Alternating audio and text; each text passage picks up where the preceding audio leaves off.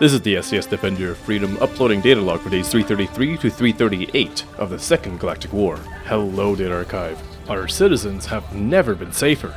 The automatons have been pushed back in our efforts to establish the CCSS.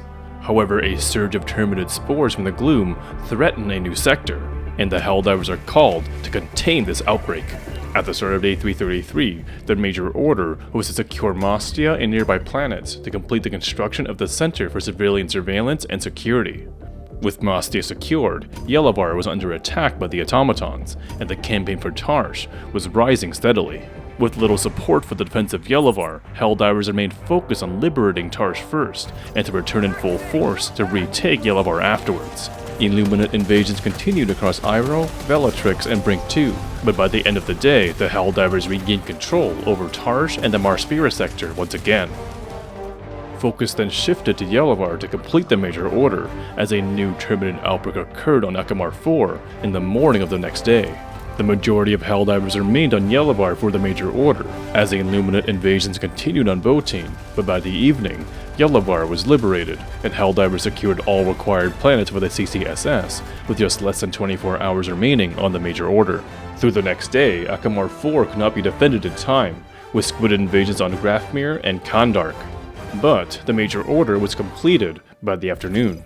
The Center for Citizen Surveillance and Security has been completed, and with the Freedom Act fully implemented, thousands of loyalty challenge individuals have already been identified and apprehended. Super Earth citizens have even taken the fight into their own hands. Millions of citizens have already opted in to install surveillance in their homes, forming neighborhood watches to protect one another in case of Illuminate mind influence. Though the threat of Illuminate invasion remains as great as before, our citizens feel safer than ever. And are safer than ever. With no new orders, several hours later, the automatons attacked Matar Bay. Over the past week, the campaign on Martal was rising gradually, as it was completely cut off from automaton reinforcements. And it seems clearly that this attack on Matar Bay seeks to reinforce Martal. Thus, to save weeks of efforts, Helldivers certainly were aware of this threat. Negative. What? I'm sorry. What do you mean? It's the planet with the highest liberation on the map! What happened? Bugs. Oh. With no regard for the efforts made in the past weeks in the Andromeda sector, Helldivers returned to the Terminid front for yet another Helldiver recreational bug bash. The festivities first focused on Akamar 4 to retake the planet lost on the previous day, and by the morning, Akamar 4 was successfully liberated once again. Inconveniently, just as Akamar 4 was liberated, another Terminid attack broke out on Terek. Maintaining the Terminid shutout from the Orion sector, Terek was successfully defended, but came at the cost of Matar Bay, and as expected, increased automaton resistance on Martal. No other significant progress was made until the afternoon, when new orders arrived from High Command. The Xenoentomology Center on Turing has detected a surge of terminid spore outflow from the Gloom, greatly accelerating bug expansion. This surge has caused outbreaks to breach the Farsight sector, and further outbreak risk levels are at very high. Off-planet transport on threatened worlds is already being prepared for all high-priority citizens and their tallest children. The Helldivers are called immediately to contain this expansionist outbreak.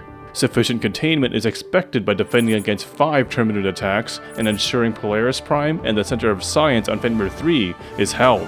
Voting commenced between the scorching fire tornadoes on Grand Errant and the tall trees of Furkid Secundus. The Faircod system. Furcad? The Faircod system. Faircad? The Faircod system. Anyways, Helldivers chose fire tornadoes. The Faircod system. And despite the harsh conditions, Grand Errant was successfully defended 16 hours later on the morning of day 338 by the Helldivers. However, Helldivers were not able to reinforce, The Faircod system. Right. And another terminid outbreak occurred once again on Arata Prime. Progress on defending Arata Prime trended well for the first 5 hours. However, yet another outbreak occurred on Polaris Prime, a key planet for the major order, to prevent further spread of the terminids deeper into the sector. Thus, Helldivers are required to shift to defend Polaris Prime first, as losing this planet will significantly jeopardize the success of this major order. By the end of the day, forces have shifted, and it appears we will be able to turn around this defense. That is all for this Datalog Data Archive. Hellpods Prime. The Defender of Freedom is deploying Helldivers to Polaris Prime.